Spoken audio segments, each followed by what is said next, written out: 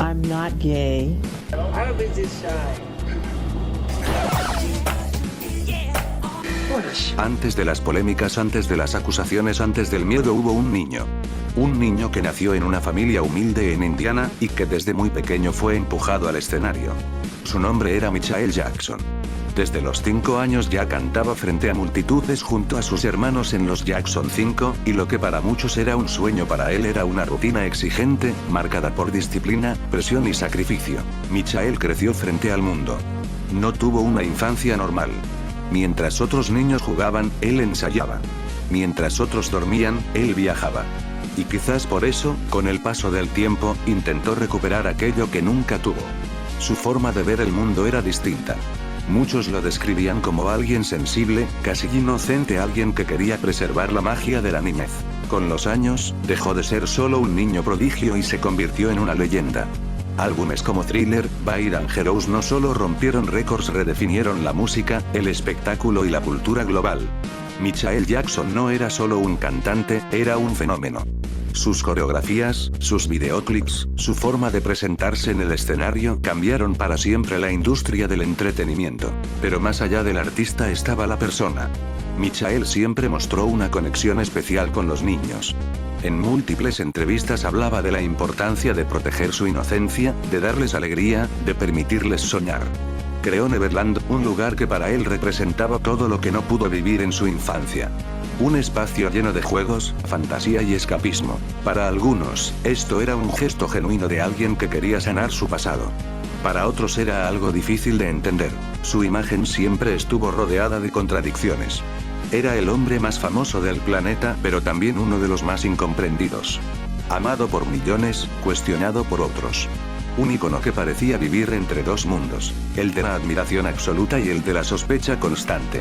Y sin embargo, en su punto más alto, cuando parecía intocable, algo empezó a romperse. Porque la historia de Michael Jackson no es solo la de un artista brillante, es la historia de una caída, de una transformación.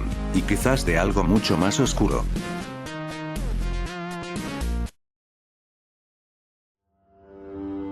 Dicen que la fama lo es todo, pero nadie habla de lo que cuesta mantenerla. Michael Jackson no solo fue el artista más grande del planeta, fue alguien que, según algunos, empezó a ver demasiado. Durante años, su música dominó el mundo, pero detrás del escenario algo cambió.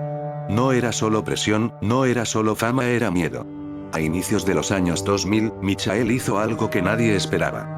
Se enfrentó públicamente a Tommy Mottola, uno de los hombres más poderosos de la industria musical y figura clave dentro de Sony Music Entertainment. Lo llamó manipulador, lo acusó de controlar carreras y destruirlas. Ese momento no fue solo una pelea, fue una declaración de guerra. Poco después comenzaron las acusaciones. Escándalos, juicios, titulares constantes. El mundo dejó de ver al rey del pop y empezó a ver a un hombre perseguido. En el año 2005 fue declarado no culpable, pero para entonces ya era demasiado tarde. Su imagen estaba rota, completamente dañada, y algunos creen que eso era exactamente lo que querían. Existe una grabación, una llamada. En ella, Michael habla con miedo. Dice que hay personas poderosas que quieren verlo desaparecer. No grita, no exagera, solo advierte. Como si supiera que algo iba a pasar.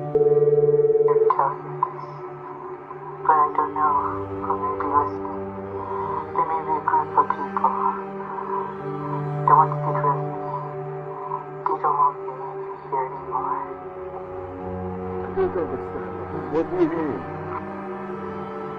Talk to me. I can't talk about it over the phone. I don't know what's going to happen, but I just feel in my soul, only God knows, they couldn't shoot me. They couldn't stop me. They could frame me and say I overdosed you with drugs. They could do a lot of things. Who could do this? It's not the government. It's for the government. But I don't know how to die. I don't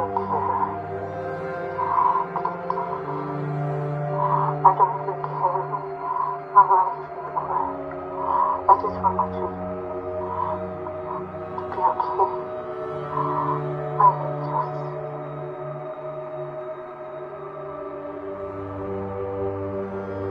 just I want them to be safe. Mike,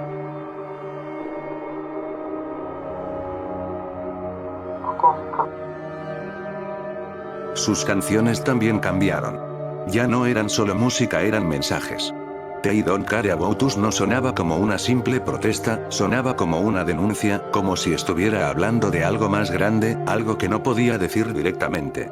Como si estuviera atrapado en un sistema que no podía enfrentar abiertamente. Y entonces llegó el final. Año 2009. Michael Jackson muere. La causa oficial fue intoxicación por propofol, administrado por su médico, Conrad Murray, quien luego fue declarado culpable. Caso cerrado, al menos eso dijeron. Pero hay preguntas que nunca se respondieron. ¿Por qué tenía acceso a ese tipo de medicamento? ¿Quién permitió que llegara a ese nivel? ¿Realmente fue solo negligencia o hubo algo más detrás? Años después, otro nombre comenzó a aparecer en conversaciones oscuras. Jeffrey Epstein. Una red de poder, influencia y silencio. Y entonces surgió una idea inquietante. ¿Y si algunas figuras públicas no fueron destruidas por accidente? ¿Y si fueron seleccionadas? No existe evidencia comprobada que conecte directamente a Michael Jackson con ese mundo, pero hay quienes creen que intentaron incluirlo en esa narrativa para desacreditarlo, para ensuciar su nombre, para hacer que nadie creyera en él. Porque cuando alguien con demasiado alcance empieza a señalar hacia arriba, no siempre lo eliminan directamente. A veces es más efectivo destruir su reputación, convertirlo en el villano, hacer que el mundo entero deje de escucharlo. Tal vez Michael Jackson fue solo una víctima de sus propias decisiones, de la fama, del exceso, o tal vez fue alguien que se acercó demasiado a algo que nunca debió ver. Y si eso es cierto, entonces su historia no es solo una tragedia. Es una advertencia. Porque algunas verdades no se eliminan, solo se silencian.